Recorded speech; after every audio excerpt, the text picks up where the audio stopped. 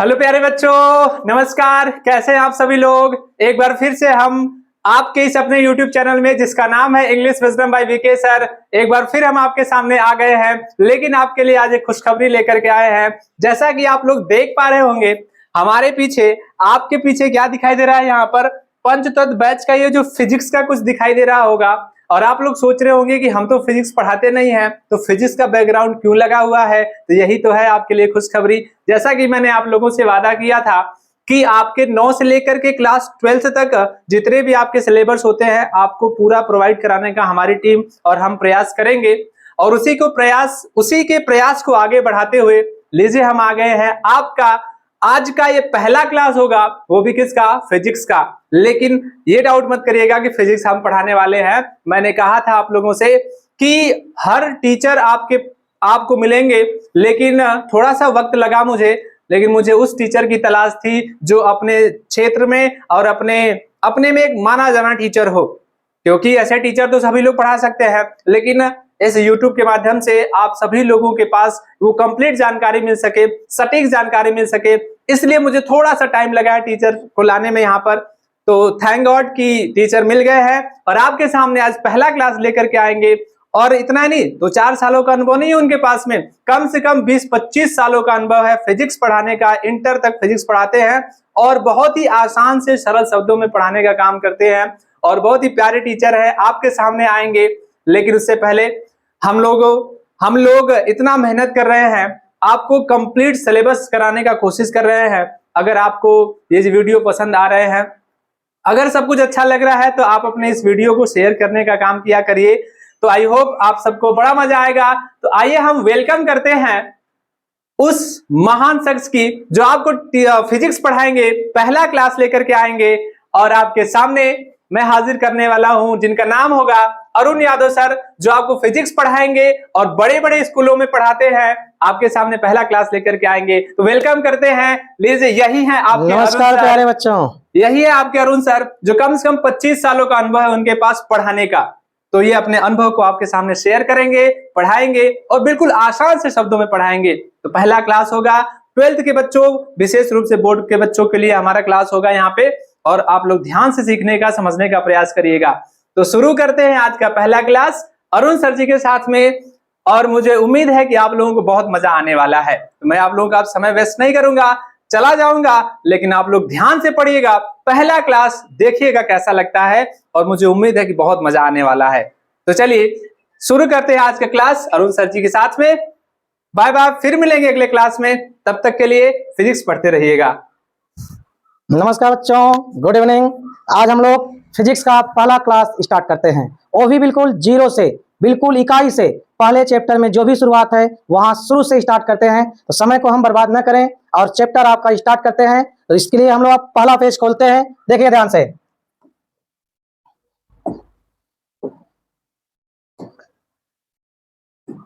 तो सबसे पहले चैप्टर की शुरुआत करते हैं। तो चैप्टर का नाम है वैद्युत आवेश तथा कूलाम का नियम। तो आप किताब में देखिएगा चैप्टर का नाम दिया होगा वैद्युत आवेश तथा कूलाम का नियम। तो कॉपी और पेन लेके आप तैयार हो जाइए और आज से नोट बनाना स्टार्ट कर दीजिए। आज से प्रतिदिन आपको 4 बजे से रोज फिजिक्स की क्लास मिलेगी, डेली मिलेगी, जिससे हम लोग समय से पूरा कवर कर लेंगे जितने भी चैप्टर है, सारे चैप्टर। और चैप्टर के अंदर जो भी चीजें हैं सभी चीजों को ध्यानपूर्वक, सरलता से, सहजता से धीरे धीरे खत्म करेंगे और आपको समझ में आएगा। ये हम विश्वास करते हैं, आपसे वादा करते हैं कि आपको बिल्कुल अच्छे तरीके से समझाएंगे। तो चलिए हम लोग देखते हैं। पहला हेडिंग बनता है, नोट करिए। पहली हेडिंग है हम लोग का वैद्युत आवेश। पहली हेडिंग है वैद्युत आवेश। तो आप लोग नोट करिए हेडिंग और लिखना शुरू करिए क्रम से। वैद्युत आवेश, पहली हेडिंग डालिए वैद्युत आवेश। तो वैद्युत आवेश क्या होता है बच्चों? आवेश जो होता है वह पदार्थ का गुण होता है, विशेषता होता है। तो हम लोग क्या लिखेंगे कि वैद्युत आवेश किसी पदार्थ का एक मौलिक गुण है। क्या है? मौलिक गुण। वैद्युत आवेश, वैद्युत आवेश किसी भी पदार्थ का एक मौलिक गुण है। क्या बच्चों? एक मौलिक गुण है। और कैसा गुण है? इसके कारण, जिसके कारण उस पदार्थ के चारों ओर, उस पदार्थ के चारों ओर वैद्युत तथा चुंबकीय पदार्थ, वैद्युत तथा चुंबकीय प्रभाव उत्पन्न हो जाता है, उत्पन्न हो जाता है। तो मेरे बच्चों, वैद्युत आवेश क्या है?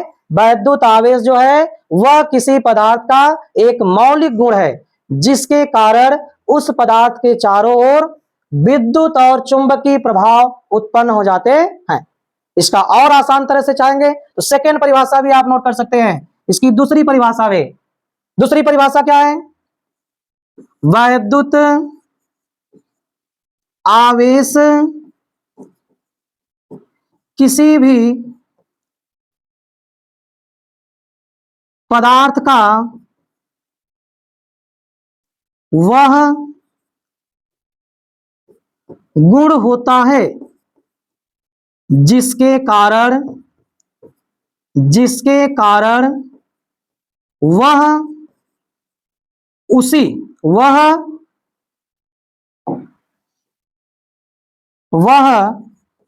उसी प्रकार की दूसरी वस्तु पर, उसी प्रकार की दूसरी वस्तु पर वैद्युत बल आरोपित करता है, आरोपित करता है। देखिए मेरे बच्चों, आवेश की दो परिभाषाएं हमने दिया आपको। पहला क्या दिया कि वैद्युत आवेश किसी भी पदार्थ का वह मौलिक गुण है जिसके कारण उस पदार्थ के चारों तरफ विद्युत और चुंबकीय प्रभाव उत्पन्न हो जाते हैं। दूसरा क्या बताया? दूसरा बताया कि वैद्युत आवेश किसी भी पदार्थ का वह गुण होता है जिसके कारण वह उसी प्रकार की अन्य दूसरी वस्तु को क्या करता है? आकर्षित या प्रतिकर्षित, अथवा कौन सा बल लगाता है? वैद्युत बल लगाता है। तो वैद्युत आवेश के कितनी परिभाषाएं दिए? दो परिभाषाएं। ठीक है, थोड़ा देखते हैं हम लोग कि बुक में कैसे लिखा है, वो भी आप देख लीजिए। देखिए किताब में भी वही दिया है। देखिए किताब में क्या समझाया है? वैद्युत आवेश पदार्थ का वह मौलिक गुण होता है जिसके कारण वस्तु विद्युत बल आरोपित करती है। यानी जिस भी पदार्थ पर आवेश होगा वह कैसा बल लगाएगी? विद्युत बल लगाएगी। ठीक है, अब देखिए आगे। आवेश जो होता है, आवेश को दर्शाते किससे हैं? आवेश को हम लोग दर्शाते किससे भाई? आवेश को दर्शाते हैं क्यू से। आवेश को हम लोग किससे प्रदर्शित करते हैं? क्यू से प्रदर्शित करते हैं। आवेश कैसी राशि है? आवेश एक अदिश राशि है। कैसी राशि है? अदिश राशि है। क्यों? क्योंकि आवेश में केवल परिमाण होता है, इसमें दिशा नहीं होता है, इसलिए आवेश कैसी राशि है? अदिश राशि है। आवेश को क्या करते हैं? क्यू से प्रदर्शित करते हैं। अब देखिए आगे, आवेश के मात्रक क्या होते हैं भाई? ध्यान समझिएगा। आवेश के मात्रक, आवेश के मात्रक, तो आप लोग कहेंगे कि आवेश का मात्रक तो हम लोग को पता है, क्लास 10 में पढ़े हैं। आवेश का मात्रक क्या होता है? आवेश का मात्रक होता है कूलाम। क्या होता है? कूलाम।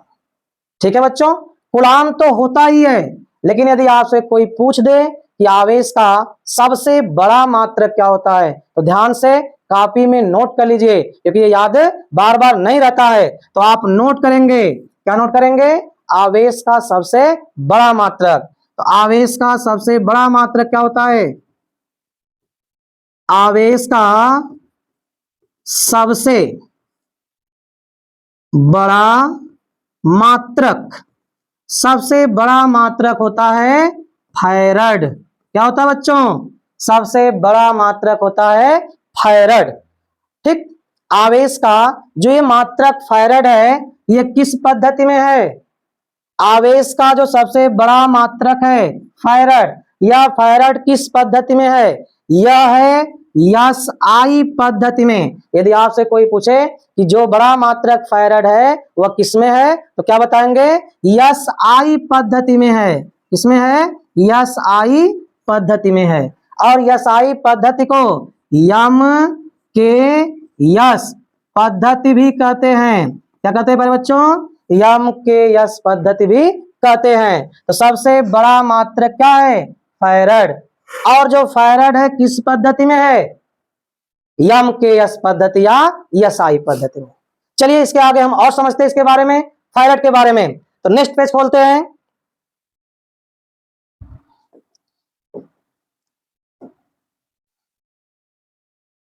देखिए हमने क्या बताया, सबसे बड़ा मात्रक क्या होता है?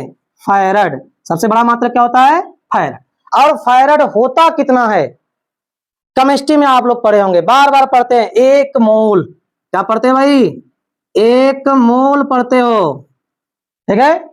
1 मोल जो होता है, 1 मोल में जितने इलेक्ट्रॉन आते हैं, 1 मोल के अंदर, 1 मोल में जितने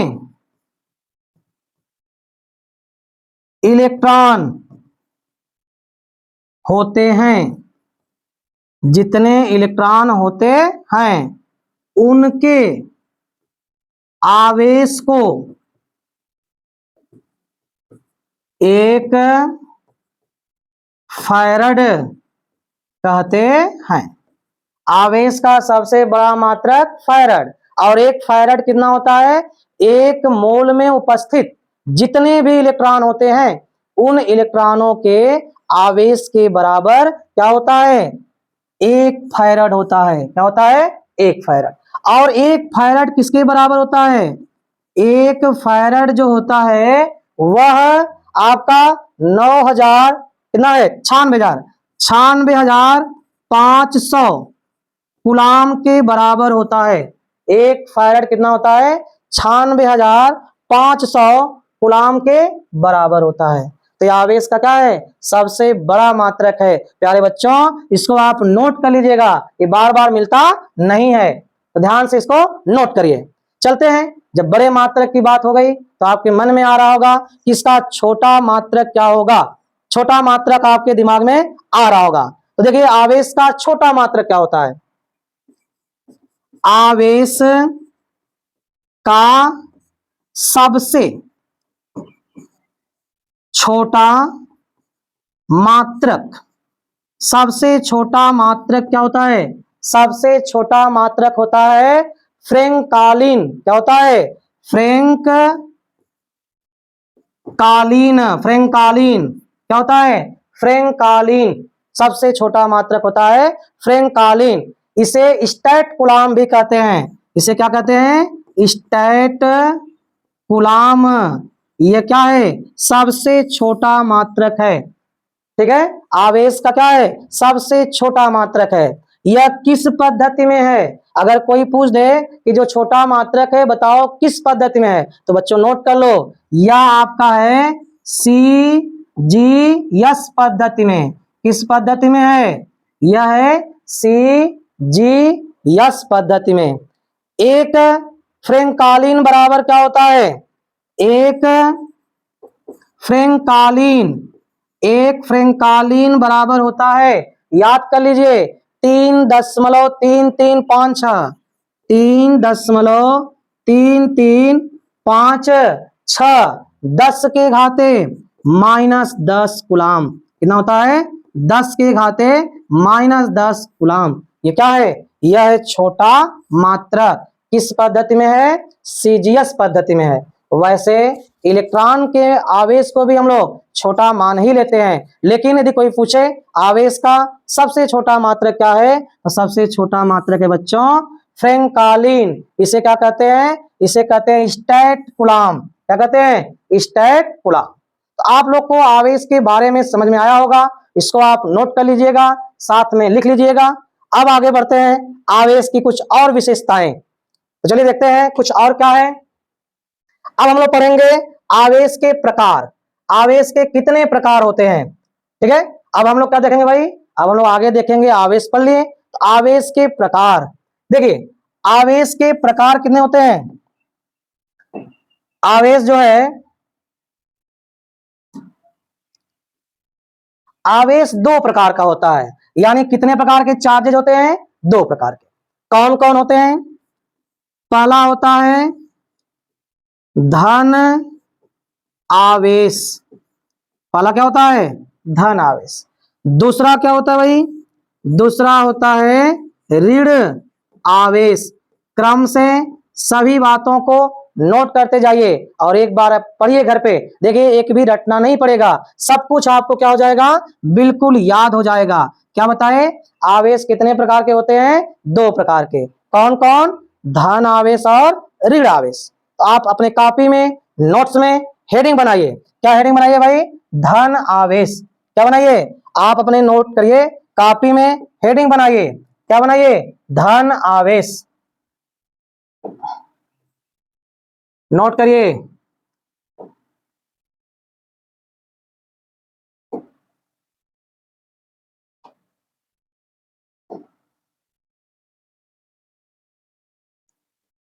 धन आवेश। चलो बच्चों समझो ध्यान से, धन आवेश क्या होता है भाई। धन आवेश नोट करेंगे ध्यान से। देखिए धन आवेश अपनी भाषा में समझिए, धन कौन होता है, धन किसके पास होता है, जो दान करता है, जो दूसरे को देता है। यदि आपके पास धन है तो क्या करेंगे, कुछ उसमें से दान कर सकते हैं। अगर आप दान करते हैं तो क्या हुए, धनी हुए। बात समझे बच्चों, यदि आपके पास धन है तो आप अपना कुछ किसी को क्या करते हैं, दान करते हैं, और दान करते हैं तभी क्या कहलाएंगे, धनी।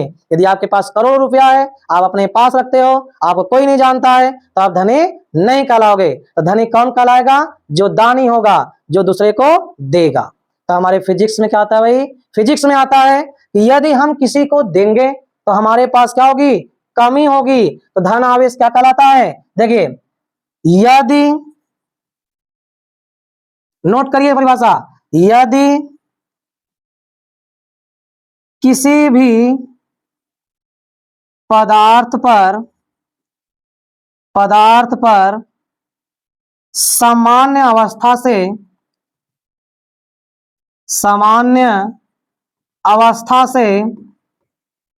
कम इलेक्ट्रॉन होते हैं, कम इलेक्ट्रॉन होते हैं। यदि किसी पदार्थ पर सामान्य अवस्था से कम इलेक्ट्रॉन होते हैं तो उस पदार्थ पर धन आवेश होता है, उस पदार्थ पर धन आवेश होता है। क्यों, कम क्यों हो गया, इलेक्ट्रॉन की कमी क्यों हुई, क्योंकि वह अपना कुछ इलेक्ट्रॉन किसी अन्य को दे दिया। जब किसी अन्य को दे दिया तो उसके पास इलेक्ट्रॉन क्या हो गए, कम हो गए। और जब इलेक्ट्रॉन कम हो गया तो उस पर कैसा आवेश आ गया, धन आवेश। जैसे केमिस्ट्री में आप पढ़ते हो, सोडियम पे प्लस, ये प्लस कहां से आता है, मैग्नीज पे प्लस, पोटेशियम पे प्लस, ये सब प्लस कहां से आते हैं, क्योंकि यह अपने इलेक्ट्रॉनों का त्याग किए रहते हैं। इन पे इलेक्ट्रॉनों की क्या होती है, कमी होती है, इसीलिए सब क्या होते हैं, धन आवेश होते हैं। इसको हम ऐसे भी कह सकते हैं, दूसरा परिभाषा देख लीजिए, इसको यदि आप ऐसे कहोगे तब भी सही है। यदि किसी चालक पर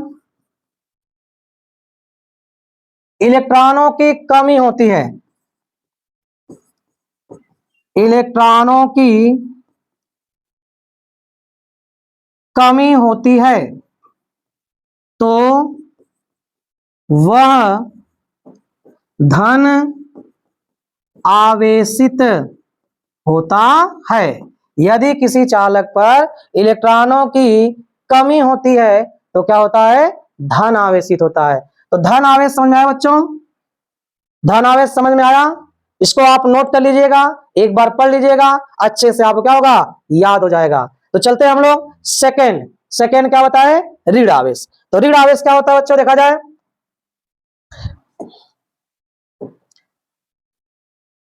चलिए ऋण आवेश, हेडिंग क्या करते हैं हम लोग, हेडिंग करते हैं ऋण आवेश।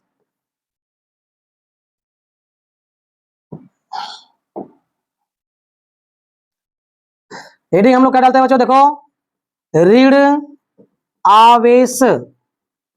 तो ऋण आवेश क्या होता है, जिस प्रकार आपने देखा धन आवेश, उसी प्रकार क्या होगा, ऋण आवेश होगा। तो ऋण आवेश क्या होता है, ऋण आवेश होता है जो ऋणी हो। ऋणी कौन होगा, ऋणी कौन होगा, ऋणी वह होगा जो दूसरे से उधार ले, जो क्या करे, दूसरे से उधार ले, वो क्या होता है, ऋणी। तो यहां ऋण आवेश की बात है, किसकी बात है, ऋण आवेश की। तो ऋण आवेश क्या होगा, ऋण आवेश होगा कोई भी पदार्थ है, किसी दूसरे पदार्थ से आवेश को लिया है, क्या किया है, लिया है, और जब दूसरे से लेगा तो उस पर सामान्य अवस्था से अधिक इलेक्ट्रॉन हो जाएंगे। तो नोट करिए बच्चों, यदि किसी पदार्थ पर सामान्य अवस्था से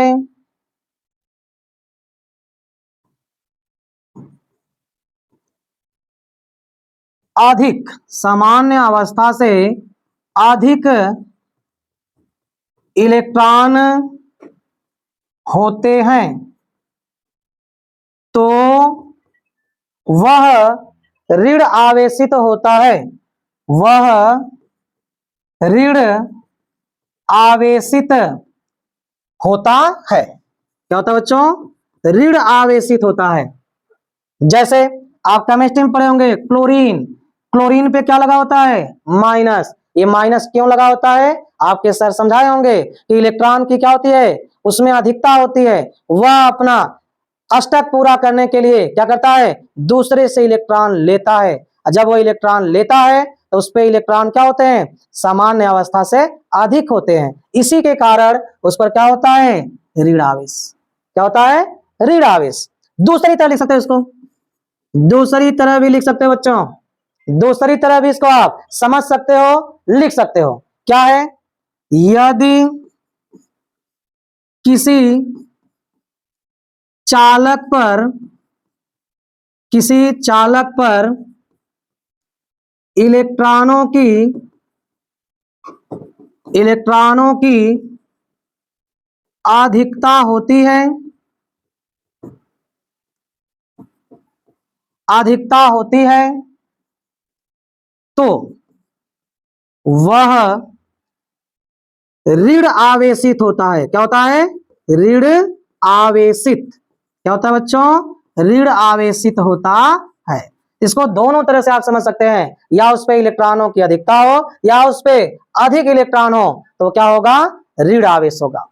तो बात यही खत्म नहीं होती है, आप आवेश जान गए, आवेश के प्रकार जान गए, लेकिन परीक्षा में आवेश के प्रश्न पूछता है कि चालक पर कितने इलेक्ट्रॉन कम है या कितने इलेक्ट्रॉन अधिक हैं, यह आपसे पूछता है।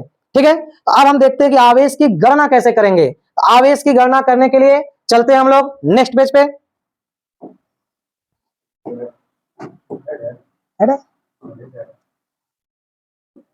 चलिए, आवेश की गणना, आवेश की गणना हम कैसे करेंगे, यदि हमें आवेश की गणना करनी हो तो कैसे करेंगे। आवेश की गणना, यदि हमें आवेश की गणना करनी हो तो आवेश की गणना हम कैसे करेंगे। देखिए ध्यान से, अगर मान लो कोई चालक है, प्रश्न कहता है कि उस चालक पे कुछ इलेक्ट्रॉन ज्यादा है या कुछ इलेक्ट्रॉन की कमी है, आवेश नहीं कहता है, कहता है 10 इलेक्ट्रॉन ज्यादा है या 10 इलेक्ट्रॉन की कमी है, तो कितना आवेश होगा। तो आवेश कैसे निकालेंगे, देखिए मान लेते हैं यदि किसी चालक पर, किसी चालक पर n इलेक्ट्रॉनों की कमी या अधिकता, कमी या अधिकता हो तो, कमी या अधिकता हो तो उस चालक पर उस चालक पर उपस्थित आवेश की मात्रा, आवेश की मात्रा Q equal plus minus n e होता है। कितना होता है? Q बराबर plus minus n e. Plus minus क्यों? क्योंकि आवेश की प्रकृति कितना समझाए? दो, धन आवेश और ऋण आवेश। यदि इलेक्ट्रॉन की क्या हो? कमी। अगर कमी होगी तो क्या होगा? धन आवेश। यदि अधिकता होगी तो क्या होगा? ऋण आवेश। n आपके इलेक्ट्रॉनों की क्या है? संख्या। और E का मान फिक्स होता है। E इलेक्ट्रॉन का क्या है? आवेश। और E का मान होता है 1.6 10⁻⁻19 कूलाम। ठीक है प्यारे बच्चों, जैसे देख लो, मान लो आपसे कह दे कि एक चालक है और उस चालक पर क्या है? 10 इलेक्ट्रॉन की अधिकता है। क्या है? 10 इलेक्ट्रॉन की अधिकता है। अगर 10 इलेक्ट्रॉन की अधिकता है तो उस पर आवेश का परिमाण, आवेश का परिमाण तथा प्रकृति बताइए। क्या बताइए? प्रकृति। आपसे पूछ दे कि यदि कोई चालक है, उस पे 10 इलेक्ट्रॉनों की अधिकता है, तो उसका जो उस पे आवेश है, आवेश का परिमाण क्या होगा और प्रकृति क्या होगा? तो परिमाण यानी मात्रा। परिमाण का मतलब क्या हुआ? परिमाण का मतलब हुआ मात्रा। बच्चों क्या हुआ? मात्रा। मात्रा कैसे निकालेंगे? आपके सामने अभी हम सूत्र दिए हैं। क्या दिए? Q बराबर एन ई। तो एन क्या है? एन क्या है बच्चों? n है संख्या। क्या है? संख्या। और आपके पास संख्या कितनी है? 10 है। कितनी है? 10। आवेश का मान क्या किया है? पूछ लिया कि आवेश कितना होगा। आवेश क्या होता है? Q बराबर एन ई। तो n का मान हो गया 10 और E का मान हो गया 1.6 10⁻⁻19। तो 10 गुणे कितना हो जाएगा? इसका गुणा करिए। तो 10 गुणे कितना हो जाएगा भाई आपका? 1.6 10⁻⁻19। तो कैलकुलेशन करने पे कितना आएगा? 16। तो 16 मत करिए, इससे इसके घात को क्या करिए? कम। क्योंकि 10 पे कुछ नहीं तो कितना घात है? प्लस 1 घात है। तो जब प्लस 1 घात है और ये क्या है? माइनस 19 घात। समान पदों के गुणा करने पर घात जुटते हैं। क्या होते हैं? जुटते हैं। 1.6 10⁻⁻18 कूलाम। यह हुआ आवेश का परिमाण। क्या पूछा है? पूछा है प्रकृति। प्रकृति मतलब कैसा? कैसा मतलब धन आवेश की ऋण आवेश। अभी समझाए, आपको बताए, खुद बताओ कितना होगा? प्रकृति क्या होगा भाई? प्रकृति क्या समझाए? जब अधिकता होगी, इसका मतलब ज्यादा है। ज्यादा क्या बताए? बताए ज्यादा कि जब ज्यादा है दूसरे से लिया है, और जब लिया है तो क्या होगा? ऋणी। और ऋणी को क्या कहते हैं? ऋण आवेश। तो प्रकृति कैसी हुई? प्रकृति हुई ऋणात्मक। कैसी हुई? ऋणात्मक। ठीक है बच्चों, चलिए एक क्वेश्चन और सिंपल सा देखते हैं, परीक्षा में कई बार आया है। एक सिंपल सा क्वेश्चन इसी पे देखते हैं फिर से। ठीक है, देखिए, यदि आपसे प्रश्न कर दे एक कूलाम, क्या प्रश्न कर दे? एक कूलाम, एक कूलाम में कितने इलेक्ट्रॉन? लो भाई, बदल दिया। अभी आवेश की गणना कर रहे थे, प्रश्न घूम गया। क्या पूछ रहा है? एक कूलाम में कितने क्या होते हैं? इलेक्ट्रॉन। कितने क्या होते हैं भाई? इलेक्ट्रॉन। कितने इलेक्ट्रॉन होते हैं? लगाओ प्यारे बच्चों, बताओ आंसर। इसका आंसर लिख के भेजो। देखो क्या होगा? एक कूलाम, किसका मान हो गया? आवेश का मान हो गया। कितना हो गया? एक कूलाम हो गया। हमसे क्या पूछा है? संख्या पूछा है। क्या पूछा बच्चों? संख्या। संख्या निकालने के लिए भी उसी सूत्र का प्रयोग होगा। किस सूत्र का? जो अभी अभी आप नोट किए, Q बराबर एन ई। तो चलिए देखते हैं। Q equal n e. Q का मान 1, एन का मान, एन का मान हमसे क्या किया है? पूछ लिया है। ई का मान फिक्स होता है, ये दिया नहीं रहता है, आपको याद रखना है। कितना होता है? 1.6 10 के घाते कितना होता है? -19 कूलाम। कितना होता है? 10 घाते -19 कूलाम। अब इसको आप इधर करो, यह जो घात है इसको जब हम इधर लाएंगे तो ये अपान में आती है, फिर जब इसको ऊपर भेजते हैं तो क्या होता है? प्लस घात। तो देखिए एक बार, ये हो जाएगा 1/1.6 10 पावर कितना हुआ? 90। अब इसको जब हम ऊपर भेजेंगे तो 10 के घाते कितना हो गया? +19, और ये कितना? 1.6। इसका 1 10 बाहर कर लो, और जब 1 10 बाहर किए तो कितना घात आया? 18, और नीचे कितना है? 1.6। अब हम कैलकुलेशन कर लेंगे, डिवाइड कर लेंगे, तो ये डिवाइड करने के बाद कितना आएगा बच्चों? थोड़ा बोलिए डिवाइड करके कितना आता है? भेजो तुरंत, कितना आया? बोलो बच्चों, कितना आया भाई? कितना आया? अभी तक आप नहीं दिए, ये भाग करेंगे तो ये आपका आएगा 6.25, और 10 के घाते -18 बराबर n। यानी 1 कूलाम में कितने इलेक्ट्रॉन होते हैं? 1 कूलाम में जो है 6.25 गुणे 10 घाते कितना होते हैं? -18 कूलाम। ठीक है मेरे बच्चों, आया समझ में? आवेश सबको समझ आया? हम विश्वास करते हैं कि आप नोट कर रहे होंगे और सभी लोग को अच्छे से समझ में आ रहा होगा। तो हम चलते हैं और आगे बढ़ाते इसको। आज हम आवेश की पूरी बातें पढ़ेंगे, कहीं से भी कुछ भी छोड़ने वाले नहीं है, जो भी है सब कुछ, आवेश का एक भी पॉइंट छूटना नहीं चाहिए। आज सारी पॉइंट आप नोट करिए। तो चलते हैं हम लोग अगली हेडिंग पे, आवेश के गुण। क्या पढ़ेंगे? हम लोग पढ़ेंगे आवेश के गुण। तो आवेश के गुण क्या होते हैं भाई? देखिए, आवेश के गुण हम लोग पढ़ेंगे। आवेश के गुण, जो आवेश की विशेषता है, गुण है, वो क्या है भाई? ध्यान से देखेंगे हम लोग। हेडिंग कर लिए सभी लोग, हेडिंग बनाइए, आवेश के गुण। आवेश की क्या क्या विशेषता है? पहला पॉइंट नोट करिएगा, आवेश जो होता है, आवेश क्या होता है भाई?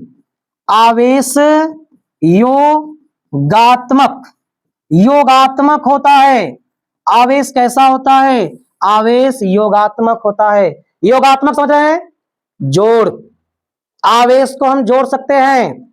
अगर आवेश दिया है, 2 चालक है, कई चालक है, या ये कई चालक को और आवेश दिए, तो आवेश क्या होता है? जुटता है, एक दूसरे से क्या होता है? जुड़ जाता है। तो यह आवेश का क्या है? गुण है। आवेश क्या होता है? योगात्मक होता है। तो गुण में पहला पॉइंट आप लिख लेंगे, आवेश क्या होता है? योगात्मक होता है। ठीक है, सेकेंड पॉइंट, सेकेंड पॉइंट है, आवेश क्या होता है? संरक्षित होता है। आवेश का गुण है, आवेश कैसा होता है भाई? आवेश संरक्षित होता है। संरक्षित किसे कहते हैं? बताओ बच्चों, संरक्षित किसे कहते हैं? संरक्षित हम कहते हैं जिसका मान नष्ट न हो, जो सुरक्षित हो, जो बदले ना, जो है वही रहे। तो आवेश को हम लोग नष्ट नहीं करते हैं, आवेश क्या रहता है? संरक्षित रहता है। ठीक है, अब अगला विशेषता क्या है? तीसरा गुण देखिए ध्यान से, आवेश जो होता है इसका गुण है, अगर समान प्रकार के आवेश है तो उनमें कौन सा बल होता है? प्रतिकर्षण बल। तो समान आवेश, कैसे आवेश? समान आवेश एक दूसरे को क्या करते हैं? प्रतिकर्षित करते हैं। क्या करते हैं बच्चों? प्रतिकर्षित करते हैं। यानी उनके बीच कैसा बल लगता है? प्रतिकर्षण बल, प्रतिकर्षित करते हैं। जैसे अगर 2 आवेश है, दोनों ही क्या है? माइनस, या 2 आवेश है, दोनों ही क्या है? प्लस। दोनों ही कैसे है? प्लस। यदि दोनों आवेश या तो माइनस हो या दोनों आवेश क्या हो? प्लस हो, यह आपस में क्या करते हैं? एक दूसरे को प्रतिकर्षित करते हैं। प्रतिकर्षित मतलब बच्चों एक दूसरे को दूर धक्का देते हैं, पास नहीं आने देते। क्या करते हैं? जब दोनों समान प्रकार के आवेश होते हैं तो एक दूसरे को दूर धक्का दे क्या करते हैं, दूर हटाते हैं। जैसे दो एक समान वस्तुएं साथ नहीं रहना पसंद करती है, उसी तरह समान प्रकृति वाले आवेश भी एक साथ रहना पसंद नहीं करते हैं, एक दूसरे का करते हैं, प्रतिकर्षित करते हैं। यह भी एक आवेश की क्या है, विशेषता है, उसकी गुण है। तो नोट कर लिया बच्चों, नोट कर लिया आप लोग, आगे चले। कितने पॉइंट नोट किए, 3 पॉइंट। चौथा देखिए, विपरीत, कैसा, विपरीत प्रकृति वाले आवेश एक दूसरे को क्या करते हैं, आकर्षित करते हैं। क्या करते हैं बच्चों, आकर्षित करते हैं। कैसे आकर्षित हैं, जो विपरीत वाले हैं, समान वाले नहीं, कौन वाले, विपरीत वाले, क्या करते हैं, आकर्षित, एक दूसरे को अपने पास खींचते हैं। जैसे एक प्लस हो और एक क्या हो, माइनस हो। अगर ऐसे पदार्थ को पास में लाएंगे तो दोनों क्या करेंगे, एक दूसरे को अपनी तरफ आकर्षित करेंगे। या पहला माइनस हो दूसरा प्लस हो, क्या करेंगे बच्चों, आकर्षित करेंगे। ये क्या है, आवेश की गुण है। अगला पॉइंट, इसको नोट करिएगा, सबसे विशेष है, सबसे अलग है, ध्यान से समझने का प्रयास करिएगा। जो लास्ट पॉइंट बताया जा रहे हैं, यह पॉइंट बहुत ही इंपॉर्टेंट है, बहुत समझने की बात है, ध्यान से समझिए। जो आवेश होता है द्रव्यमान से अविभाज्य होता है। आवेश क्या होता है, आवेश द्रव्यमान से अविभाज्य होता है। परंतु, क्या लग गया, परंतु लग गया, परंतु मतलब समानता नहीं है, इसमें कुछ न कुछ क्या है, डिफरेंट है। क्या डिफरेंट है, परंतु द्रव्यमान आवेश पर, परंतु द्रव्यमान आवेश पर निर्भर नहीं होता है, निर्भर नहीं होता है। या कह सकते हैं द्रव्यमान बिना आवेश का भी होता है, द्रव्यमान बिना आवेश का होता है, द्रव्यमान बिना आवेश का हो सकता है। इस पॉइंट को बच्चों फिर से ध्यान समझो, क्या बताए, आवेश द्रव्यमान से अविभाज्य होता है। क्या होता है, आवेश जो है द्रव्यमान से अविभाज्य। इसका मतलब क्या हुआ, आवेश जो है बिना द्रव्यमान का नहीं हो सकता, आवेश जो है बिना द्रव्यमान का नहीं हो सकता, लेकिन द्रव्यमान जो है बिना आवेश का हो सकता है। ठीक है बच्चों, द्रव्यमान जो है वह बिना आवेश का हो सकता है, लेकिन आवेश बिना द्रव्यमान का नहीं हो सकता। क्यों, क्योंकि आवेश को रहने के लिए कोई क्या चाहिए, धातु। धातु में क्या होता है, द्रव्यमान, और धातु आवेशित भी हो सकती है और अनावेशित भी हो सकती है। आवेशित भी होगी, अनावेशित भी होगी। तो अनावेशित में केवल क्या है, द्रव्यमान है, लेकिन आवेशित में क्या है, द्रव्यमान और आवेश दोनों हैं। तो आवेश को रहने के लिए द्रव्यमान चाहिए, लेकिन द्रव्यमान के लिए यह आवश्यक नहीं है कि द्रव्यमान में भी आवेश का होना आवश्यक है। तो आवेश के गुण आप पांचों पॉइंट नोट कर लेंगे। अब आगे बढ़ते हैं, आवेश की कुछ और विशेषताएं। आवेश की और विशेषताएं क्या है भाई, ध्यान से देखिए। चलते हैं हम लोग आगे की ओर, नेक्स्ट पेज खोलते हैं।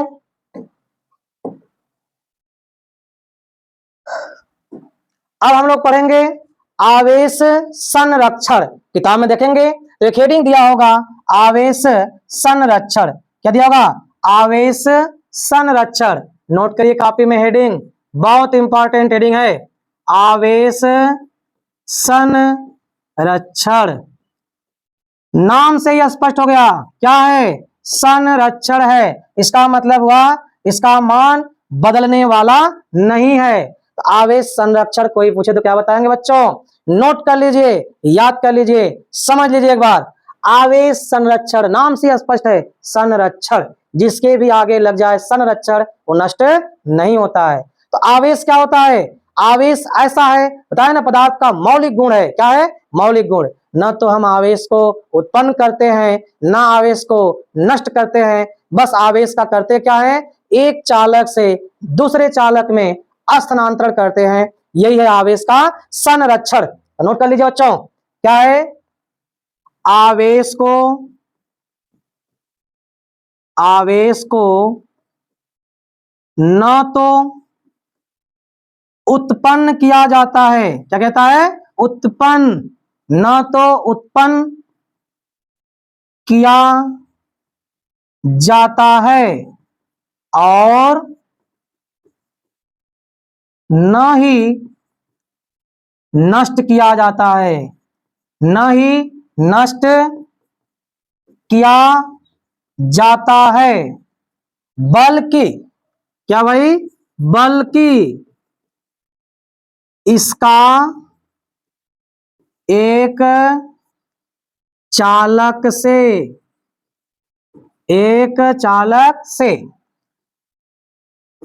दूसरे चालक में स्थानांतरण, क्या करते हैं? एक चालक से दूसरे चालक में स्थानांतरण करते हैं, स्थानांतरण किया जाता है। आवेश को ना ही हम उत्पन्न करते हैं, ना ही उसको नष्ट करते हैं, बल्कि उसका एक चालक से दूसरे चालक पर क्या करते हैं? स्थानांतरण कर देते हैं। देखिए समझिए, जैसे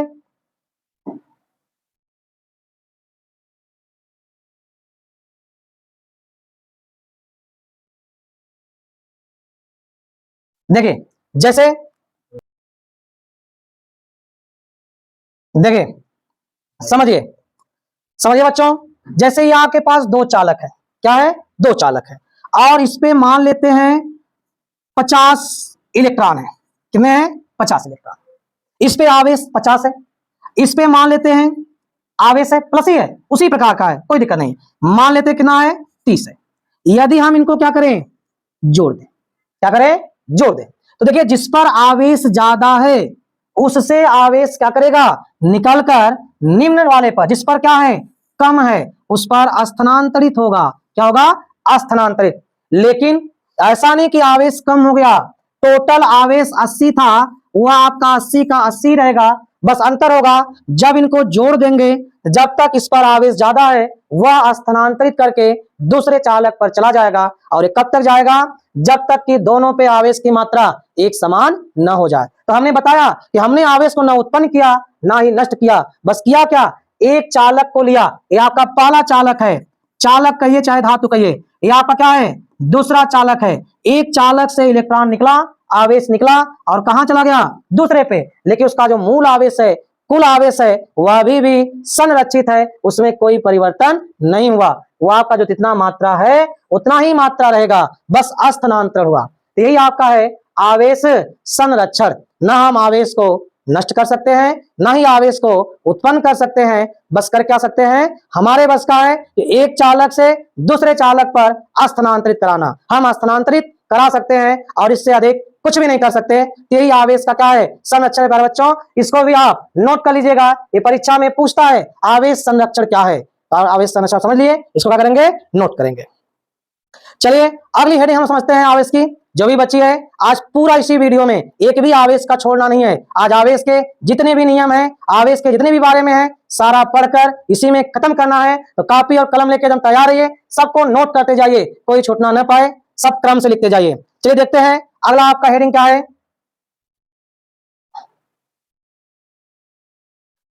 तो आगे आप हेडिंग नोट करेंगे बच्चों, आवेश का क्वांटम सिद्धांत। कौन सिद्धांत? क्वांटम सिद्धांत। ठीक है, तो आपके सामने दिख रहा होगा कि किसी आवेशित वस्तु अथवा कण पर आवेश का जो मान है वह मूल आवेश का क्या होता है? पूर्ण गुणज होता है। क्या होता है भाई? पूर्ण गुणज होता है। ठीक है, तो चलिए इसमें एक पॉइंट आ गई, क्या गया? मूल आवेश। अब इसको हम लोग समझेंगे। पहले हम लोग क्या समझते हैं? क्वांटम प्रकृति। तो आप सरल भाषा में समझिए क्वांटम प्रकृति क्या है।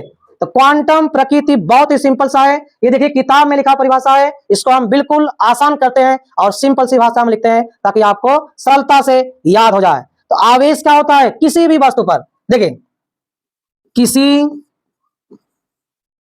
भी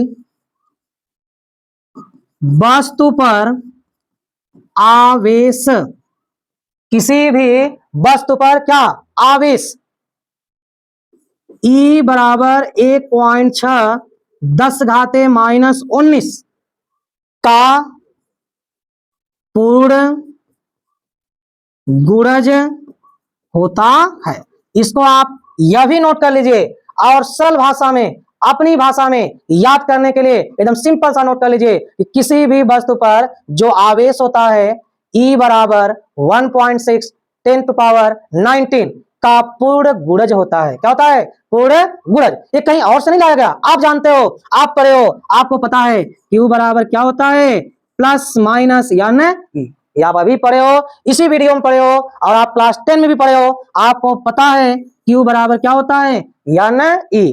तो E आपका है इलेक्ट्रॉन का आवेश और E क्या है? संख्या। E क्या है? संख्या। और कैसी संख्या? n का जो मान है 1 होगा, 2 होगा, 3 होगा, 4 होगा, ऐसे 500 होगा, 1 लाख होगा, 10,000 होगा, कुछ भी हो सकता है, लेकिन क्या होगा? पूर्ण। पढ़ते हैं ना संख्या पूर्ण, पूर्ण माने पूरा, 1 गुना, 2 गुना, 3 गुना, 4 गुना, ऐसे होता है। तो आवेश हमेशा पूर्णांक में होता है, इसलिए कहते हैं क्या होता है? पूर्ण गुणज होता है। और ये किसका सिद्धांत है? आवेश की क्वांटम प्रकृति का सिद्धांत है, इसलिए इसको हम क्या कहते हैं? आवेश की क्वांटम प्रकृति कहते हैं। क्या कहते हैं बच्चों? इसको हम लोग कहते हैं आवेश की क्वांटम प्रकृति। तो यह भी आप नोट कर लेंगे और सिंपल सा इसको भी आप नोट कर लेंगे और आपको हमेशा याद रहेगा इस सूत्र की सहायता से कि क्वांटम सिद्धांत, क्वांटम प्रकृति क्या है कि किसी भी वस्तु पर जो आवेश होता है वह कितना होता है? इलेक्ट्रॉन का पूर्ण गुणज होता है। कितना होता है बच्चों? पूर्ण गुणज होता है।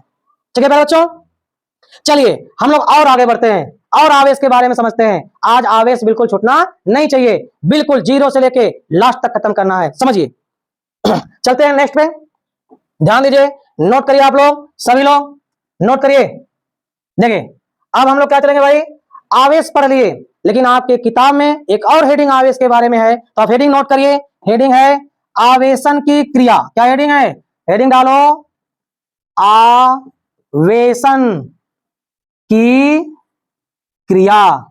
क्या हेडिंग है बच्चों? आवेशन की क्रिया हेडिंग है। हेडिंग डालिए अपने कॉपी में, नोट करिए आवेशन की क्रिया क्या होती है, समझिए ध्यान से सभी लोग। समझो बच्चों, देखो इधर, समझने का प्रयास करो। आवेशन की क्रिया, क्रिया माने क्या होता है? क्रिया क्या होता है बच्चों? क्रिया होता है कार्य करना। क्या होता है? कार्य करना। कैसा कार्य? घर का काम नहीं, यहाँ पे हमें ऐसा कुछ करना है क्या हो जाए? आवेश उत्पन्न हो जाए। ऐसा काम नहीं करना है कि जिससे घर का खाना बन जाए, ये नहीं। क्या करना है? आवेशन करना है। तो आवेशन कैसे होगा? अभी समझे। आवेश मौलिक गुण है, तो गुण कैसे होगा? कुछ करने से। क्या करना है? आपको लेना है 2 धातु। क्या लेना है? आपको लेना है 2 धातु। चलिए 2 धातु हम लोग लेते हैं, 2 धातु हम लोग लेते हैं, समझिए। देखो समझो तो ध्यान से, समझिए ध्यान से। या आप मान लीजिए 2 क्या हैं? ये दोनों हैं धातु। धातु माने पदार्थ, दोनों क्या है? पदार्थ है। अब इन पदार्थों को ले लो, अपने हाथों में ले लो भाई, समझो, कल्पना करो, ले लिए। अब दोनों को रगड़ना शुरू करो। जैसे पत्थर रगड़ते हो, क्या उत्पन्न होता है? बहुत तीव्र गति से रगड़ने से चिंगारी उत्पन्न होती है। जैसे आप पढ़े होंगे आदिकाल की बात कि बहुत पहले चिंगारी से ही क्या करते थे? आग उत्पन्न करते थे। लेकिन वो नहीं समझना हम लोग को। हम लोग को क्या उत्पन्न करना है? चिंगारी नहीं उत्पन्न करना बच्चों, यहाँ आग नहीं लगाना है। यहाँ पे क्या करना है? आवेश उत्पन्न करना है। तो जब इनको हम क्या करेंगे? एक साथ मिलाकर रगड़ना शुरू करेंगे। दोनों को पकड़कर लेके खूब रगड़ो और रगड़ने के बाद दोनों को दूर हटाओ। देखो उनपे एक मौलिक गुण उत्पन्न हो जाएगा। और कैसा गुण उत्पन्न होगा? एक धातु पर प्लस आवेश, एक धातु पर क्या उत्पन्न होगा? धन आवेश। कौन सा आवेश? धन आवेश। और दूसरे पे क्या होगा? ऋण आवेश। क्या उत्पन्न होगा बच्चों? क्या बोले? बोलो ध्यान से। ऋण आवेश उत्पन्न होगा। आपने क्या किया? क्रिया किया और दोनों धातुओं पर एक मौलिक गुण उत्पन्न हो गया, दोनों पे आवेश उत्पन्न हो गया। कैसा आवेश? एक पर धन आवेश और एक पर ऋण आवेश। तो यही जो घटना है, यही जो प्रक्रिया है, यही क्या कहलाएगी? आवेशन की क्रिया। क्या कहलाएगी भाई? आवेशन की क्रिया। कॉपी में नोट कर लिखेंगे कैसे? नोट करिए, लिखिए हमारे साथ। चलिए, जब दो भिन्न भिन्न धातुओं को आपस में रगड़ने से, किसे? रगड़ने से उन पर बराबर परिमाण के विपरीत आवेश उत्पन्न हो जाते हैं। क्या हो जाते हैं? उत्पन्न हो जाते हैं। तो इसे ही आवेशन की क्रिया कहते हैं। जब दो भिन्न भिन्न धातुओं को आपस में रगड़ने से उन पर बराबर परिमाण के विपरीत आवेश उत्पन्न हो जाते हैं, तो इसे ही क्या कहते हैं? आवेशन की क्रिया कहते हैं। क्या कहते हैं बच्चों? आवेशन की क्रिया कहते हैं। इसे आप नोट कर लीजिए। देखिए, समझिए, आप लोग ने भी किया होगा अपने जीवन में, आप अपने जीवन में भी आवेशन की क्रिया किया होगा। तो आप सोच रहे होंगे कि हमने कब किया। आप लोग के दिमाग में चल रहा होगा कि हम लोग तो कभी नहीं किए, लेकिन आप किए हैं। याद करिए, पढ़ते समय कभी न कभी आप ऐसा किए होंगे कि अपनी कलम को अपने बालों में क्या किए होंगे? रगड़े होंगे। जब देर तक रगड़े होंगे तो कलम क्या हो जाती है? आवेशित। और आवेशित होने का प्रमाण क्या है? जब आप इसको धूल के कणों के पास ले जाते हैं तो क्या करता है? धूल के कणों को अपनी तरफ आकर्षित करता है, इसमें धूल चिपक जाता है। तो ये धूल चिपक जाता है, इसका यह मतलब नहीं कि इसमें कोई जादू आ गया। आपके कलम में कोई जादू नहीं आया, आपके कलम में क्या हो गया? आवेश उत्पन्न हो गया। यही क्या है? आवेशन की क्रिया है। यही आपका है आवेशन क्रिया। समझ में आया बेटा? बोलिए, आगे चले। चलिए आगे बढ़ते हैं, इसको आप नोट करिएगा। आगे हम लोग बढ़ते हैं, कुछ इसके एग्जाम्पल समझते हैं। क्यों? क्योंकि पेपर में एग्जाम्पल भी पूछता है। एग्जाम्पल लिखिए। चलिए एक दो उदाहरण देखते हैं। आवेशन की क्रिया का उदाहरण हम लोग समझते हैं, ध्यान से देखिए।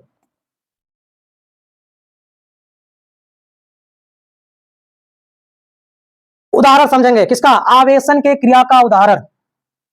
आवेशन के क्रिया का उदाहरण। आवेशन की क्रिया के उदाहरण। क्या उदाहरण है भाई? आपके किताब में उदाहरण दिया हुआ है, रटिए मत, ध्यान से समझिए। रटने की कोई जरूरत नहीं है, बिल्कुल जरूरत नहीं है। ध्यान से सुनिए, नोट करते जाइए, नोट करते समय आपको याद हो जाएगा। समझिए एग्जाम्पल क्या है।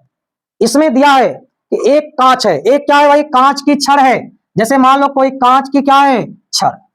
यह एक छड़ है। यह छड़ किसकी है? कांच की। किसकी है? कांच की। और एक इधर ले लो रेशम। यह क्या है? रेशम। रेशम भी धातु होता है बच्चों। रेशम क्या होता है? धातु होता है, जिससे क्या बनते हैं? रेशे बनते हैं। तो रेशा नहीं लेना है, रेशम पूरा पूरा क्या चाहिए? धातु जो रेशम है वह। अगर हम रेशम की धातु को ले ले, छड़ को ले ले, एक कांच की छड़ को ले ले, कांच भी क्या है? धातु। तो कांच की छड़ और रेशम की छड़ को ले ले, और लिखा क्या है? क्रिया लिखा है। कौन सी क्रिया करना है? आवेशन। आवेशन कब होगा? जब इनको हम क्या करेंगे? आपस में रगड़ेंगे। क्या करेंगे बच्चों? आपस में रगड़ेंगे। इनको हम आपस में रगड़ेंगे। चलिए दोनों को रगड़ना स्टार्ट किए, दोनों को रगड़ते गए, कुछ समय तक रगड़े, और रगड़ने के बाद दोनों क्या किए? अलग। अलग करने के बाद यदि आप देखोगे तो जो कांच की प्लेट थी उस पर धन आवेश आ जाता है, और जो रेशम की छड़ है उस पर क्या होता है? ऋण आवेश आ जाता है। अब आप सोच रहे होंगे कि सर कैसे? तो कैसे? कोई भी अगर चालक है, कोई भी पदार्थ है, उस पे आवेश है, कैसे पता करेंगे? तो अभी आवेश पढ़े ना, आवेश क्या है? एक मौलिक गुण है जिसके कारण उसके चारों तरफ क्या उत्पन्न होता है? विद्युत और चुंबकीय प्रभाव उत्पन्न होता है। क्या उत्पन्न होता है बच्चों? क्या उत्पन्न होता है? विद्युत और चुंबकीय प्रभाव। तो वही प्रभाव इनमें आ जाता है। और प्लस कैसे पता चला? अगर हम किसी प्लस वाले धातु को इसके पास लाते हैं तो हमें प्रतिकर्षण का अनुभव होता है, इसके पास लाते हैं तो आकर्षण का अनुभव होता है। तो इससे पता चला कि इस पर कैसा चार्ज आ गया? इस पर प्लस चार्ज आ गया। इस पर कैसा चार्ज आया? माइनस चार्ज आ गया। तो जब हम कांच को रेशम के साथ रगड़ते हैं तो कांच धन आवेशित और रेशम क्या होती है? ऋण आवेशित। तो इसको आप नोट कर लेंगे, लिख लेंगे। जब उदाहरण में, एग्जाम्पल में आवेशन की क्रिया के नोट करेंगे। पहला, जब कांच को रेशम के साथ रगड़ते हैं तो कांच धन आवेशित तथा रेशम ऋण आवेशित हो जाती है। क्या होती है भाई? कांच धन आवेशित और रेशम क्या होती है? ऋण आवेशित। यही क्या है? आवेशन की क्रिया है। सेकंड समझते हैं हम लोग। एक एग्जाम्पल और दिया है, इसको भी नोट कर लीजिए, याद कर लीजिएगा। समझिए, जब आबनुस तथा बिल्ली की खाल, आबनुस तथा बिल्ली की खाल, देखिए आबनुस को बिल्ली के खाल, खाल माने उसके बाल, खाल पर रगड़ते हैं तो आबनुस धन आवेशित तथा बिल्ली की खाल ऋण आवेशित हो जाती है। क्या होती है? ऋण आवेशित हो जाती है। तो यह बच्चों एग्जाम्पल है।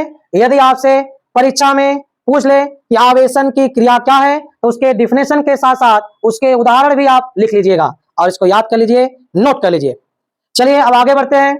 इस हेडिंग में एक बात आई थी, मूल आवेश। क्या था? मूल आवेश, जिसको हम कहे थे कि जस्ट इसके बाद हम आपको समझाएंगे, बताएंगे कि मूल आवेश क्या होता है। तो आप हेडिंग बनाइए, मूल आवेश बनाइए हेडिंग, नोट करें सभी लोग।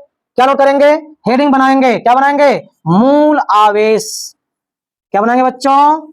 मूल आवेश। तो हेडिंग बना लो, मूल आवेश। चलिए देखते हैं, समझते हैं कि मूल आवेश क्या है। अच्छा, मूल क्या होता है बच्चों? बताओ, मूल क्या होता है? मूल किसे कहते हैं? जिससे सब कुछ हो, जिससे वह ना हो, जिससे सब कुछ हो, वही क्या होता है? मूल होता है। तो वही आवेश भी है, मूल आवेश। क्या है? मूल आवेश।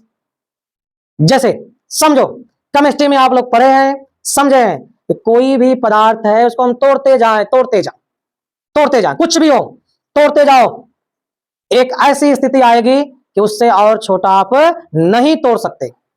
उससे छोटा करना चाहे तो होगा ही नहीं। तो जो सबसे छोटा होता है उसे क्या कहते हैं? अणु या परमाणु। क्या बोलते हैं? अणु या परमाणु। तो वैसे ही, ठीक वैसे ही क्या है? मूल आवेश है। ठीक वैसे ही क्या है? मूल आवेश। देखो, आवेश है, आप चाहोगे उसको बांट सकते हो, लेकिन अभी पढ़े क्वांटम प्रकृति। क्वांटम प्रकृति क्या पढ़े? कि आवेश को अनियमित रूप से हम विभाजित नहीं कर सकते। वह जो होता है एक पूर्ण गुणज होता है। क्या पढ़े बच्चों? याद करो, जितना पढ़े हो दिमाग में बैठाओ, रटने की आवश्यकता नहीं है। बिल्कुल ही सरल भाषा में, आपके ही भाषा में समझाया जा रहा है। आप याद करिए, समझिए। बताए ना आवेश क्या है? पूर्ण गुणज। जैसे 1 2 3 4 बताए ना, याद है? वैसे ही सुनिए, आवेश को हम अनियमित रूप से विभाजित नहीं कर सकते। जो सबसे छोटा होगा, चलो मान लो आपने विभाजित करना शुरू कर दिया। आप कहोगे सर अनियमित रूप से हम नहीं करेंगे, विभाजित तो कर सकते हैं। हाँ बच्चों, विभाजित कर सकते हो, विभाजित करने में कोई दिक्कत नहीं है, बांट सकते हो। लेकिन बांटते बांटते बांटते एक ऐसी स्थिति आएगी कि उससे और छोटा आप नहीं कर सकते। एक ऐसी स्थिति आएगी जिससे छोटा आप लोग नहीं कर सकते बच्चों। तो जो सबसे छोटा आवेश है वही क्या है? मूल आवेश है। क्या है? मूल आवेश। जो सबसे छोटा आवेश है वही क्या है? मूल आवेश है। आवेश की सबसे छोटी इकाई आप लिखोगे। अब नोट करो, चलो कॉपी निकालो, नोट करो मूल आवेश क्या होता है। नोट करिए बच्चों, आवेश को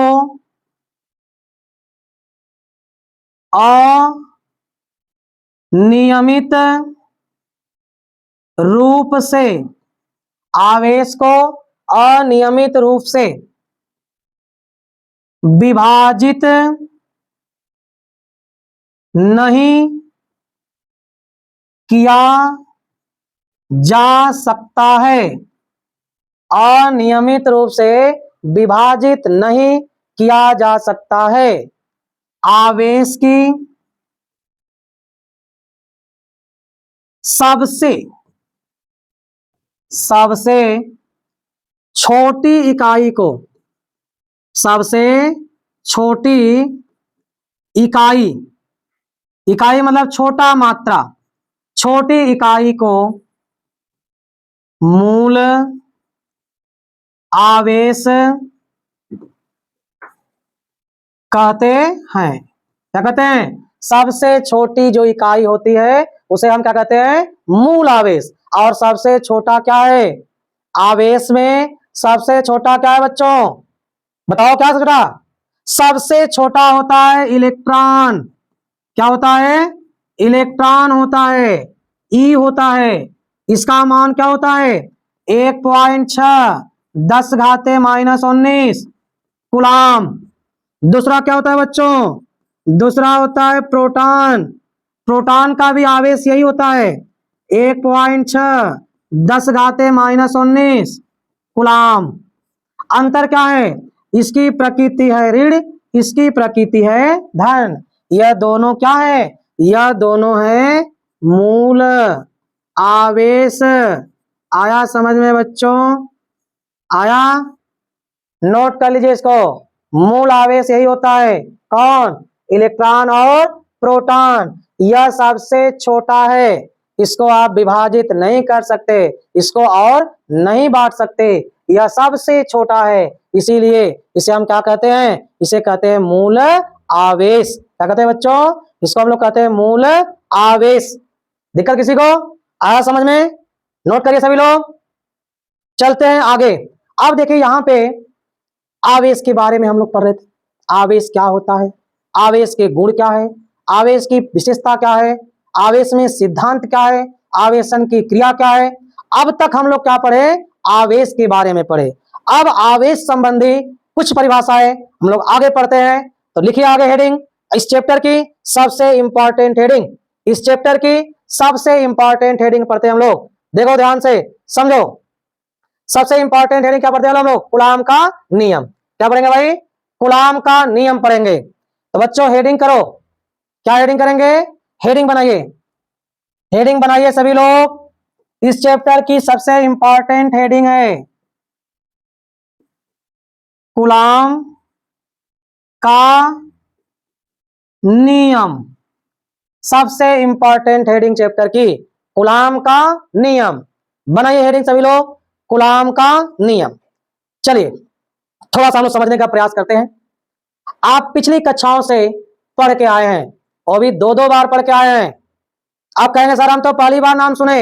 हाँ, आप कूलाम का नाम पहली बार सुने, लेकिन इससे मिलता हुआ आप पहले से ही पढ़ के आए हो, याद करो, न्यूटन के सार्वत्रिक गुरुत्वाकर्षण का नियम। क्या पढ़ के आए हो? देखो इधर, दोनों से हम आपका कंपेयर करते हैं, दोनों से हम तुलना करते हैं, और तुलना से आप समझते जाइए, ध्यान से आपको समझ में आएगा। आप याद करिए, पढ़े हो, क्या पढ़े बेटा? देखो ध्यान से, आप क्या पढ़े हो? पढ़े हो न्यूटन, क्या पढ़े हो? न्यूटन के सार्वत्रिक गुरुत्वाकर्षण का नियम।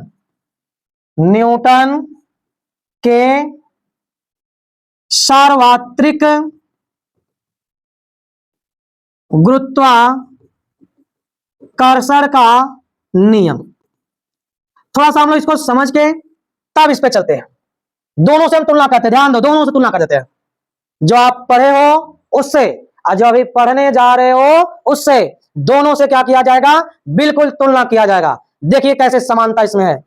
क्लास 11 का याद करो बेटा, क्या पढ़े हो? बताओ एक बार हमको, एक बार बताओ क्या पढ़े हो? न्यूटन के सार्वत्रिक गुरुत्वाकर्षण का नियम पढ़े हो। न्यूटन ने बताया, क्या बताया? कि यदि दो स्थिर क्या हो? पिंड हो। क्या हो भाई? दो स्थिर पिंड, या आपके दो पिंड है, यह आवेशित नहीं है, केवल क्या है? पिंड है। क्या है बच्चों? पिंड। और कैसे हैं? गतिशील नहीं है, यह भी स्थिर है और यह भी क्या है? स्थिर है। और इनके बीच की दूरी क्या है? मान लेते हैं r है। न्यूटन में क्या था? दो स्थिर पिंड। आइए, कूलाम में क्या है? कूलाम में है स्थिर बिंदु आवेश। ये क्या है? यह आपका है स्थिर बिंदु आवेश। यह भी क्या है? स्थिर बिंदु आवेश। इसमें आपका पिंड है, इसमें क्या है? आवेश है। इसका द्रव्यमान आप मान लो m1 है, इसका द्रव्यमान क्या है? m2। इस पिंड के आवेश की मात्रा क्या है? m1। इसकी मात्रा क्या है? m2। इसका मान लो आवेश क्या है? q1। इसका आवेश क्या है? q2। इसके भी बीच की दूरी क्या है? r। इसके बीच की दूरी क्या है? r। तो न्यूटन ने क्या बताया? न्यूटन ने बताया कि दो पिंड होते हैं, एक दूसरे को आकर्षित करते हैं। क्या करते हैं भाई? आकर्षित करते हैं। अर्थात इनके बीच कौन सा बल लगता है? आकर्षण बल। कौन सा बल लगता है? आकर्षण बल। इनके बीच कौन बल लगता है?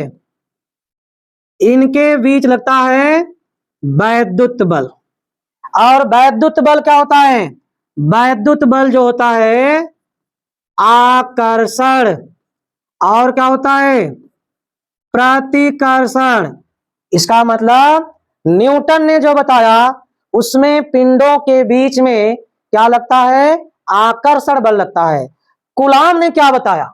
आवेशों के बीच, यहां पर दो स्थिर पिंड और यहां पर दो स्थिर आवेश।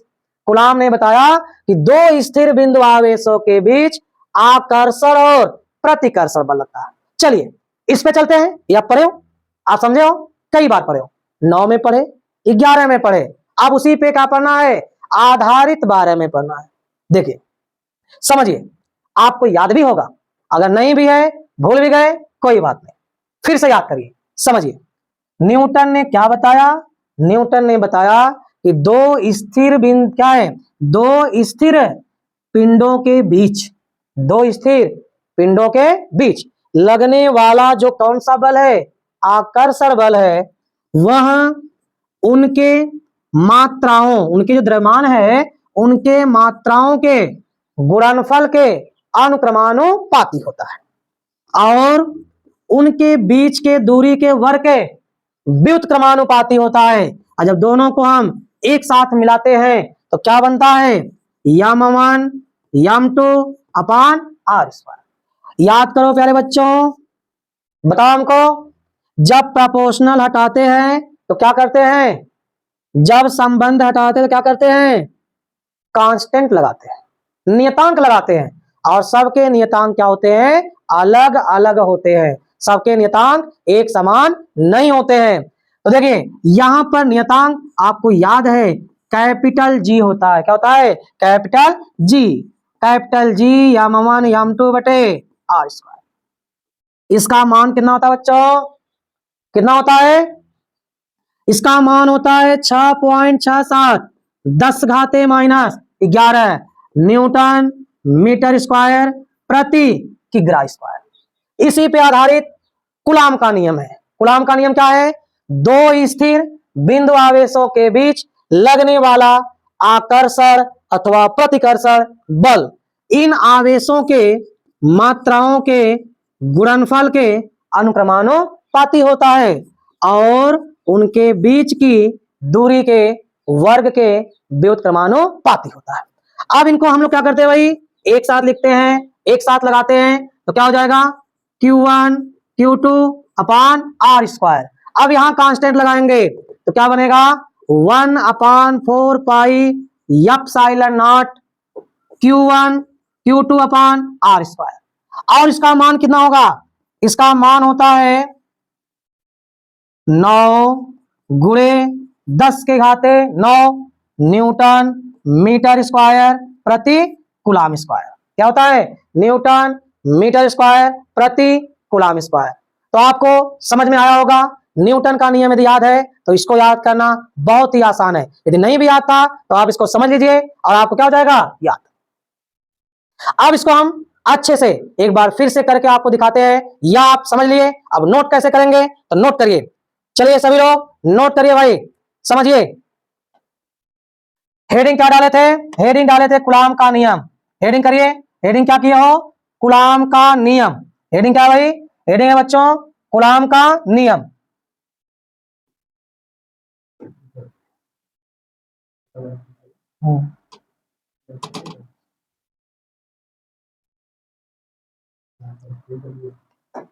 देखिए आप हेडिंग क्या किया हो? कूलाम का नियम किया हो, है ना? कूलाम का नियम किया हो। देखिए हेडिंग आप बनाए हैं कूलाम का नियम। आप इस बार नोट करते जाइए। आप अच्छे से समझ लिए हो। आप ध्यान से देखो, आप समझो ध्यान से। कूलाम का नियम क्या होता है? कॉपी निकालिए, पेन निकालिए, लिखिए। कूलाम के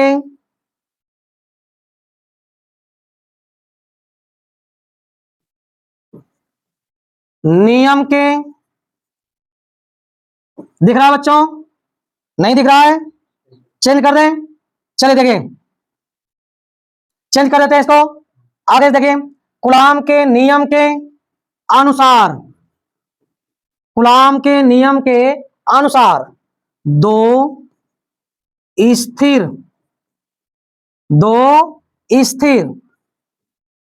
बिंदु आवेशों के बीच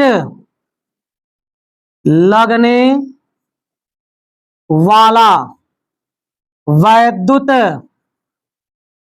मतलब आकर्षण अथवा प्रतिकर्षण, आकर्षण अथवा क्या?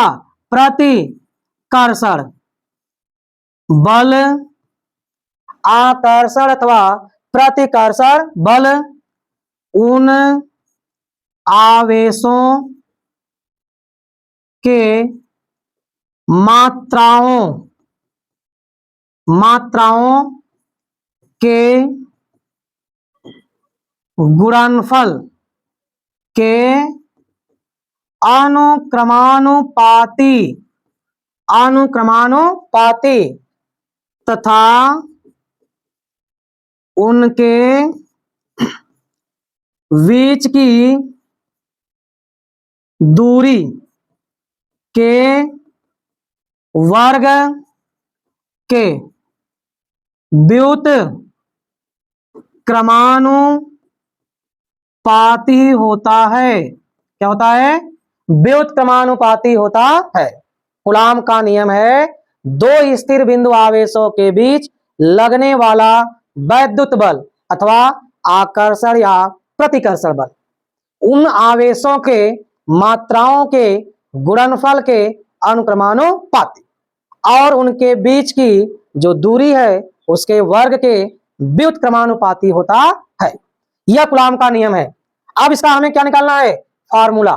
इसका फार्मूला हमें निकालना है। चलिए देखते हैं इसका फार्मूला कैसे बनेगा। देखिए,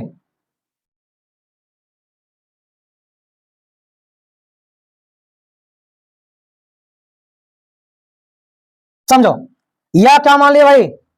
यह आपका दो बिंदु आवेश है। ये क्या है? यह आपका दोनों क्या है? यह दोनों है स्थिर बिंदु आवेश। यह भी क्या है? यह भी आपका है स्थिर बिंदु आवेश। इसका मान लीजिए कितना है? Q1। इसका मान कितना मान लिए? Q2। इसका मान Q1 मान लिए, इसका मान Q2 मान लिए। और इनके बीच की जो दूरी है वह हम कितना ले रहे हैं? R। मान लिए दो स्थिर बिंदु आवेश है। क्या है? दो स्थिर बिंदु आवेश। कौन है? Q1 और Q2। कौन है भाई?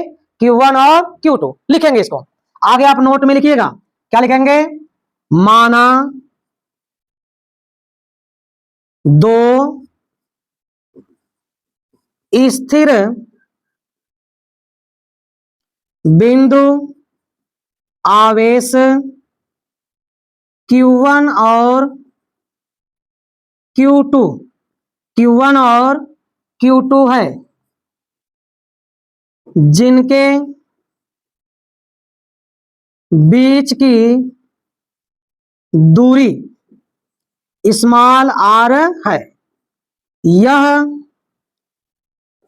वायु में स्थित है। कहां स्थित है बच्चों? वायु में स्थित है। तो मान लिए यह आपका दो बिंदु आवेश है Q1 और Q2, और ये कहां स्थित है? वायु में स्थित है। कितनी दूरी पर स्थित है? r दूरी पर स्थित है। अब हमें क्या निकालना है? हमें निकालना है कूलाम का नियम। तो कूलाम का नियम हम निकालते हैं। चलते हैं नेक्स्ट पेज पे। देखिए समझिए, यहां पे क्या था भाई? ध्यान दीजिए, आपके दो स्थिर बिंदु आवेश थे Q1 और क्या था? Q2। इनके बीच की दूरी क्या थी? R थी। अब बनाए थे। कूलाम का नियम क्या कहता है? चलिए कूलाम के नियम से, कूलाम के नियम से, कूलाम का नियम क्या कहा था? अभी आप पढ़िए, देखिए क्या कहा था कि दो स्थिर बिंदु आवेशों के बीच लगने वाला आकर्षण अथवा प्रतिकर्षण बल इन आवेशों के गुणनफल के अनुक्रमानुपाती होता है। कैसे होता है? अनुक्रमानुपाती होता है। ठीक है, ठीक, आगे बढ़िए। और दूसरा क्या था? उन्होंने बताया कि इनके बीच की दूरी के वर्ग के क्या होता है? व्युत्क्रमानुपाती होता है। तो एक बार समझे हो? देखो, अब दोनों को एक साथ मिला देंगे तो यह हो जाता है Q1 Q2 अपान R स्क्वायर। अब इसको हटाएंगे। किसको हटाएंगे? संबंध को। संबंध हटाते हैं, कांस्टेंट लगाते हैं। कांस्टेंट K होता है, लेकिन इसमें मान क्या होता है? 1 अपान 4 पाई एप्सिलॉन नॉट Q1 Q2 अपान R स्क्वायर। यह आपका कूलाम का क्या है? नियम है। और जो एक कांस्टेंट है 1 अपान 4 पाई एप्सिलॉन नॉट, इसका मान होता है 9 गुणे 10⁻⁹ न्यूटन मीटर स्क्वायर प्रति कूलाम स्क्वायर। क्या होता है? न्यूटन मीटर स्क्वायर प्रति कूलाम स्क्वायर। परंतु क्या बच्चों? हमने बताया इनके बीच क्या था? वायु था। परंतु वायु को हटाकर कोई माध्यम रख दो। माध्यम जैसे जल, पारा, ऐसे कोई अन्य माध्यम यदि इनके बीच रख दें तो इनके बीच का बल बदलता है। अगर जो माध्यम रखे हैं यदि उसका परावर्तांक क्या हो? K हो। यदि आवेशों के बीच माध्यम का परावैद्युतांक K हो तो बल F बराबर होता है 1 अपान 4 पाई epsilon not into K Q1 Q2 बटे R स्क्वायर होता है। इस पर हम लोग जब सवाल करेंगे तो सवाल को समझेंगे। इस बार 2026 में इसी पे एक प्रश्न आया था। जब हम प्रश्न हल कराएंगे तो उस प्रश्न को भी आपके सामने लाएंगे और बताएंगे। देखिए, यह जो माध्यम वाला बल है इसको संकेत में क्या करते हैं, एफ के, और दोनों के बीच क्या निकालते हैं, संबंध। देखिए, एफ के बराबर 1/4 पाई एप्सिलॉन नॉट के Q1 Q2 upon r square बटे में एफ क्या है, 1/4 पाई एप्सिलॉन नॉट के Q1 Q2 बटे आर स्क्वायर। देखिए सारा मान कट गया, केवल आपका बचा एफ के अपान एफ बराबर के। तो एफ के बराबर कितना आया, एफ अपान में क्या आया, के। यानी जब हम इसके बीच में माध्यम रख दिए तो बल का मान पहले से क्या हो गया, कम हो गया। ठीक है बच्चों, तो इसी पे हम इस वीडियो को समाप्त करते हैं। आप अच्छे से समझे होंगे, नोट बनाए होंगे। शेष इसके आगे का हम लोग नेक्स्ट वीडियो में कल फिर इसी टाइम शाम को पढ़ते हैं। नमस्कार, धन्यवाद।